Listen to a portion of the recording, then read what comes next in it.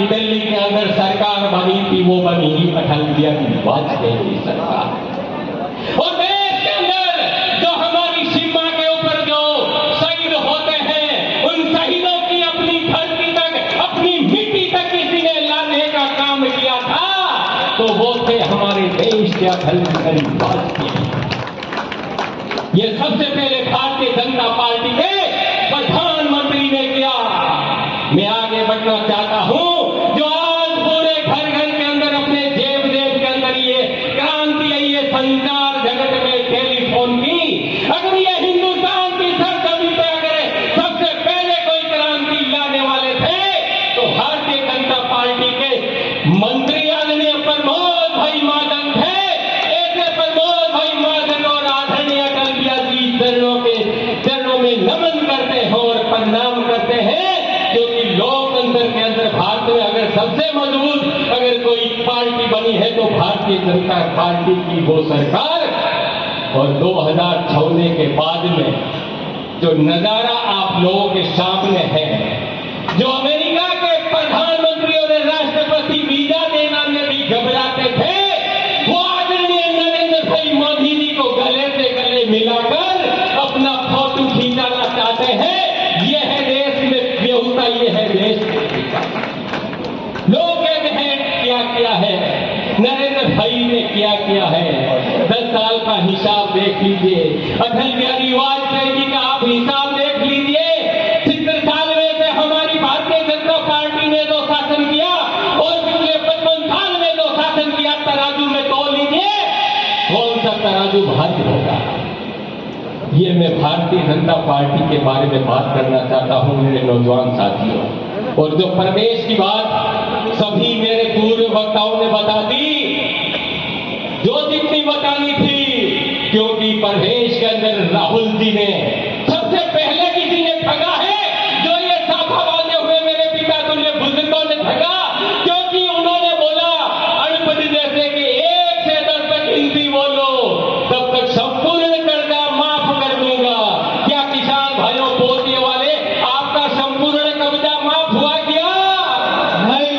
दूसरी सबसे अगर गलती की थी बेरोजगार भाइयों के साथ में कि 3500 रुपया आपके बैंक के खाते में खाली दिलवा दूंगा, क्या 3500 रुपये आए क्या?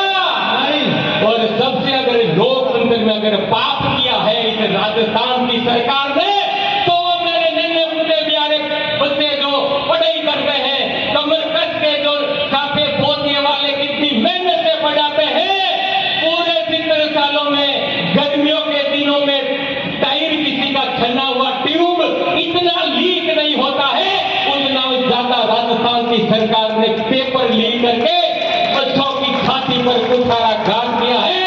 मेरे नौजवान बच्चों से निवेदन करना चाहूंगा, आने वाली 25 तारीख को कमर बांध के तैयार हो जाइए और आपने ये पूरा बदला लेकर राजस्थान के अंदर भारतीय जनता पार्टी की सरकार बनने जा रही है 3 दिसंबर को।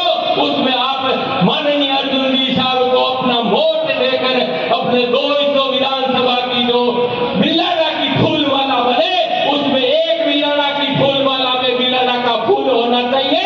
और आपका पड़ोसी गोपालगंज विधानसभा का नाता होने, और हमारे बड़े भाई हो आप, क्योंकि ये बांग्लादेश होता था, वो आप हमारे बड़े भाई हो, आपके विधानसभा में हम भी रह चुके हैं, तो इसलिए हम जो ताकत आप में डाल रहे हैं, आप भी हमारे वहां पड़ोसी होने के नाते ताकत डाल देना। हमारे कमसा जी ने कहा पहले भी भाई बहन हम एक साहस विधानसभा में गए हैं, और आई माता की मेहरबानी से इस बार भी आप और आशीर्वाद दोगे तो निश्चित रूप से दोनों भाई एक बार विधानसभा की कसरत पर निश्चित रूप से दखल देंगे। जय हिंद, जय भारत।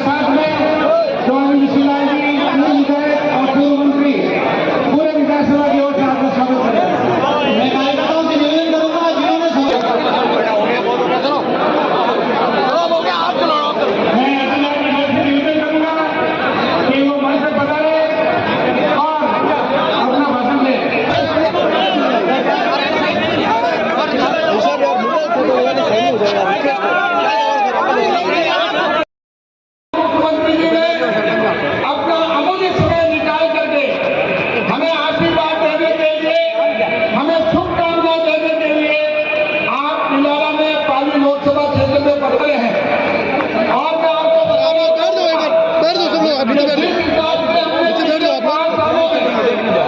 समझ सकते हैं।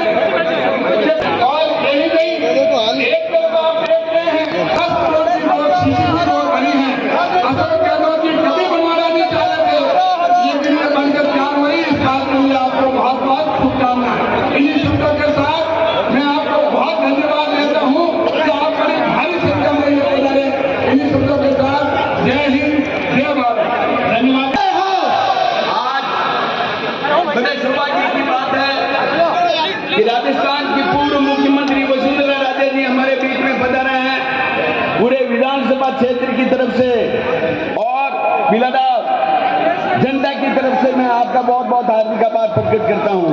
मंचासीन सारे अतिथियों का भी बहुत बहुत धन्यवाद देता हूं मैं कि आप इतनी संख्या में सारे विधानसभा के अंतिम छोर सांवलता खुर्द के पास इस तक बाबूपुरा से लगाकर और इधर बोरुंदा, इधर सूरजबासी से और इधर बन्ना चेतीवास से सारे लोग पधारे हैं। मैं आपका बहुत बहुत हार्दिक स्वागत करता हूं। हमारे राजस्थान में वसुंधरा राजे जी ने 308 करोड़ की जो पेयजल योजना स्वीकृत की थी, उस पेयजल से जो टेल एंड के गांव हैं उनमें मीठे पानी की सप्लाई रुकी हुई है। उसका मुख्य कारण मैं वसुंधरा राजे जी से निवेदन करूंगा कि उसका मुख्य कारण यह रहा कि यह जो अभी सोजत सिटी से जो चुनाव लड़ रहे हैं चीफ सेक्रेटरी, उस समय के तत्कालीन चीफ सेक्रेटरी, उन्होंने हमारे 20 गांवों का पानी रोककर सोजत में दे दिया। तो हम तो आपसे यही आशा करते हैं कि आप वापस मुख्यमंत्री बने तब बिलाला की पेयजल समस्या का निराकरण करेंगे। साथ के साथ हमारे जसवंत